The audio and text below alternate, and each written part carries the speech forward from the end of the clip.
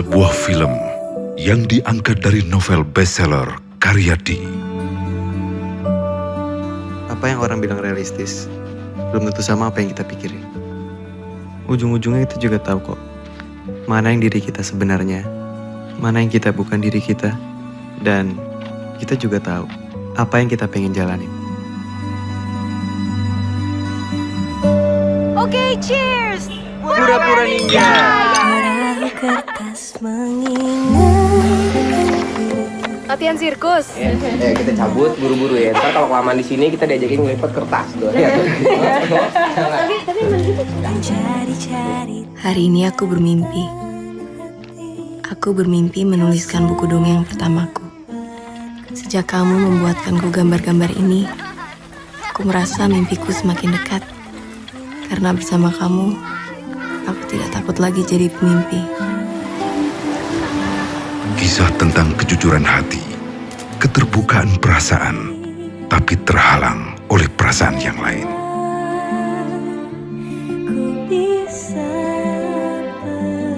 Perasaan-perasaan yang tumbuh tanpa cinta, saling membohongi, saling berpura-pura.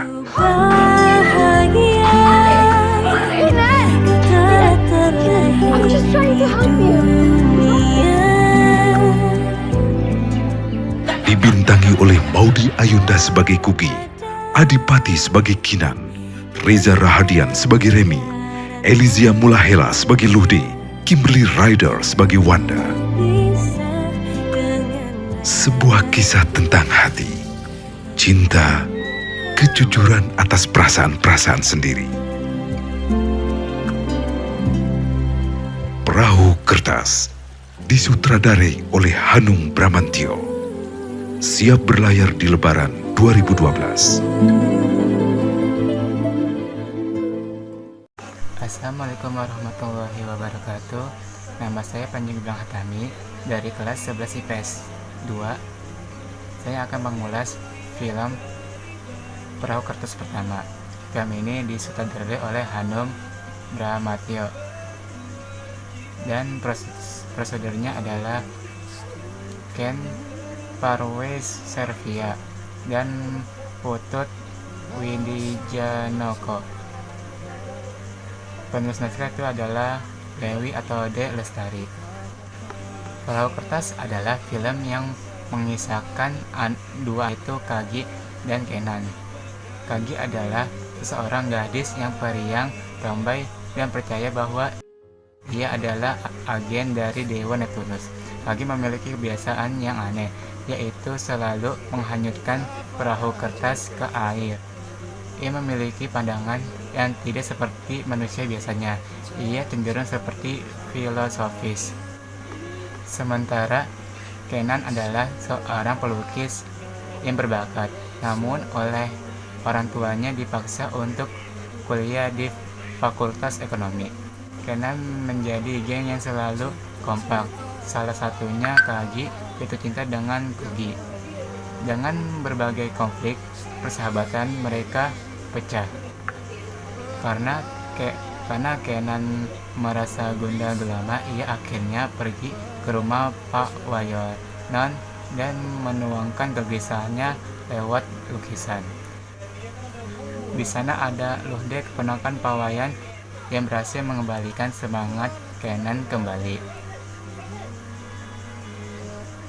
Sementara setelah Kagi lulus sidang, kakak Kagi membantu ia magang di biro iklan Art Kofodo milik temannya, yaitu Remi. Prestasi Kagi yang cemerlang akhirnya menarik perhatian Remi. Di film Perahu Kertas ini pun memiliki tokoh dan penekahan yang berbeda-beda, seperti Kenan, Kagi, Eko, Nani, Ibu Elena, serta beberapa tokoh lainnya. Kenan adalah tokoh yang mempunyai watak introvert, halus, tidak menyukai keramaian, dan berbakat dalam melukis. Kagi adalah seorang gadis remaja dengan postur tubuh kecil yang percaya diri, periang, mudah bergaul, dan energik dengan penampilan yang autan dan terlihat sangat aneh. Bahkan ia dijuluki sebagai alien oleh temannya. Karena keanehannya itu, Kaki sangat gemar sekali menulis entah itu cerpen ataupun dongeng. Ia juga merupakan tokoh yang sangat senang sekali berkhayal serta berimajinasi. Nah, yang ketiga itu adalah Nani. Nani adalah kekasih Eko. Dia memiliki watak penyayang, perhatian, juga cemburu. Nani seorang yang selalu mengerti tentang sahabatnya. Keempat itu ada Andre. Andre berperan sebagai ayahnya Kenan. Ia sangat menginginkan anaknya kuliah di manajemen dan melanjutkan bisnis pribadinya kelak. Sikapnya yang keras dan tegas sering mengakibatkan perselisihan antara ia dan Kenan. Sisi Andre juga seorang penyayang. Dan tokoh keempat yaitu adalah Eko. Eko adalah kekasihnya Nani. Sikapnya yang lucu, penyayang, dan penting, ia suka sekali menjahili Kugi. Yang kelima itu adalah ibunya Lena. Ibu Lena itu sebagai ibunya Kenan yang mempunyai keturunan Belanda yang mempunyai keturunan Belanda yang kini tinggal di Indonesia. Sikapnya yang keibuan yaitu lembut, sabar, dan penyayang, selalu menjadi penengah pertikaian antara Andri dan Kenan. Dulunya Ibu Lena juga seorang pelukis. Oleh karena itu, Kenan memiliki jiwa seni yang tinggi yang diturunkan dari ibunya. Ya, film Perahu Kertas ini memberikan hikmah kepada kita bahwa setiap manusia memiliki jalan hidupnya masing-masing, dan dengan usaha keras yang akan mengantar takdir itu ke tangan kita. Dengan demikian, kita harus menjadi orang yang percaya diri dalam mengejar cita-cita yang kita impikan. Ya, di film Perahu Kertas memiliki kelebihan, yaitu setiap karakter yang dihadirkan dalam cerita ini dapat diperankan dengan cukup baik. Hal yang dapat diambil pelajaran dari film ini.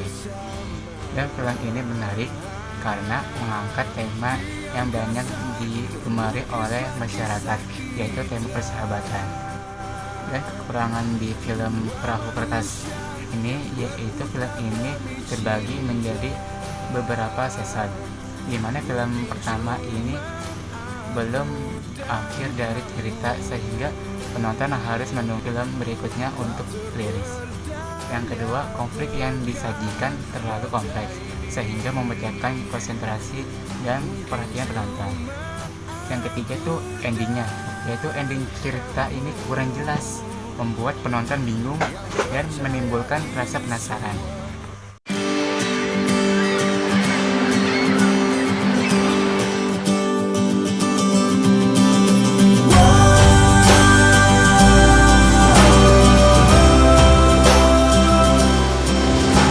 Hei Nus, aku ketemu lagi dengannya.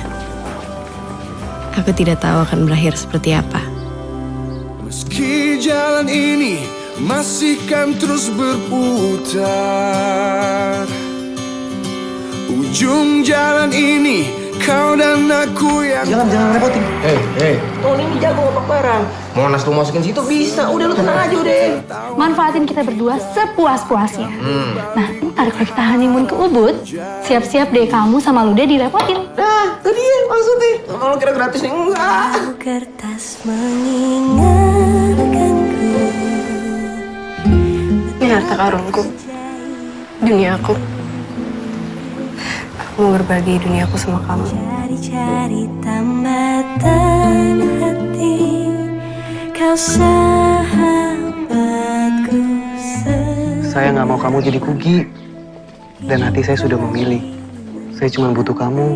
Cinta-cinta, cinta-cinta yang lama ku pendam sendiri. Hati itu dipilih, bukan memilih. Jatuh cintalah pelan-pelan. Jangan sekali sekaligus. Berat nanti. Ku bahagia kau telah terlahir di dunia. Sorry, bentar. Kinan? Mas Remi? Dan kau ada di antara. Aku gak mau 10 tahun lagi, 20 tahun lagi aku sakit kayak gini setiap aku ingat kamu. Gak mau, aku gak bisa. Enggak, Gi, enggak. Aku yakin kamu bisa. Aku yakin.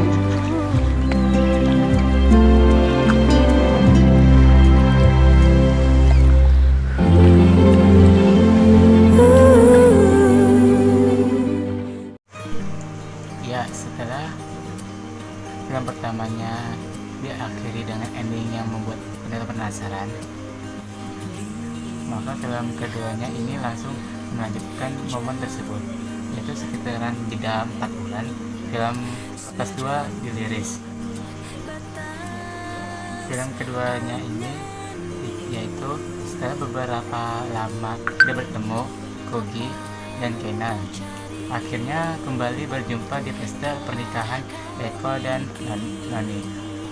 Disitulah mereka kembali mengingat perasaan yang pernah dan masih mereka rasakan kepada satu sama lain. Saat itu status keduanya sudah sama-sama punya pacar, di mana Kogi sedang berpacaran dengan bosnya, yaitu Reni. Sedangkan Kenan sendiri berpacaran dengan gadis yang ia temui di Bali, yaitu Luhde. Temuan tersebut kembali membuat keduanya dekat dan menghabiskan waktu bersama. Bahkan keduanya kembali berpartner, di mana Kogi menulis cerita dongeng anak-anak, sedangkan Kenan yang menjadi ilustratornya. Tapi perasaan yang mereka rasakan harus terhalang dengan keadaan di mana berdua sudah sama-sama mempunyai pacar. Beberapa waktu lalu saya menonton film Perahu Kertas kedua yang merupakan lanjutan dari film Perahu Kertas yang pertama. Yang Perahu Kertas pertama yang sudah saya sampaikan di video sebelumnya, ada satu hal yang kita tekankan di sini, bahwa kita membahas film Perahu Kertas dan bukan novelnya.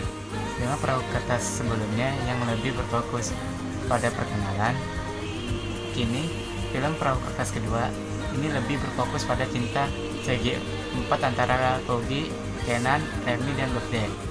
Berbeda dengan film pertamanya, segala konflik dan alur cerita di Perahu Kertas kedua sangatlah tertebak. Tidak ada kejutan kecil yang menyenangkan seperti yang sempat muncul film pertamanya. Semuanya berjalan ke arah yang sangat mudah ditebak dan merubah kesederhanaan yang ada di film pertamanya menjadi terasa. Film keduanya ini bagaikan sebuah gabungan dengan demi agenan yang diedit secara berburu hingga kurang berhasil membuat penonton terikat secara emosional dengan filmnya. Lihat saja agenan di mana Kogi mengunjungi lagi sekolah elit tempat ia mengajar dulu itu.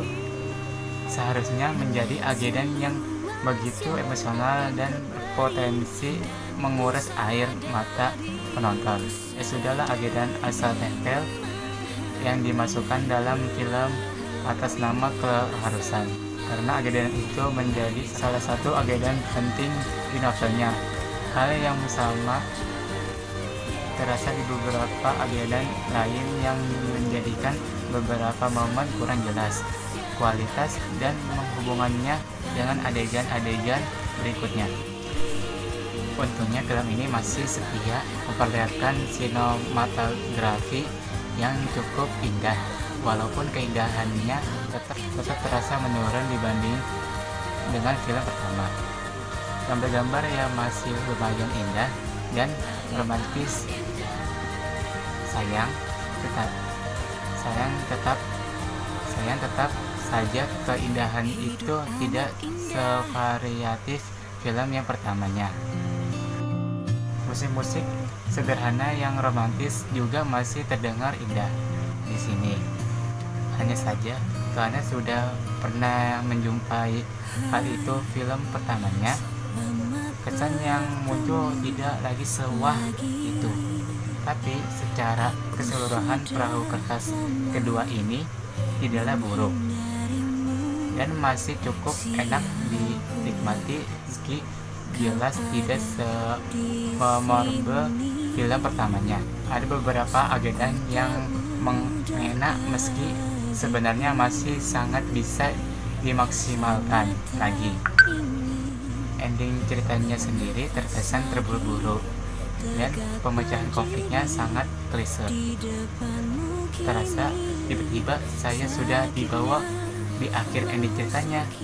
Mungkin Hanum tidak ingin bertele-tele dalam mengakhiri filmnya,